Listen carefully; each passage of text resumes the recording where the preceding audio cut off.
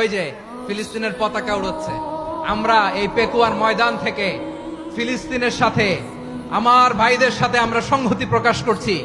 আমরা মুষ্টিবদ্ধ হাতকে উপরের দিকে করে আওয়াজ করে আমার সাথে সাথে পড়ুন, ফ্রি ফ্রি আল আকসা।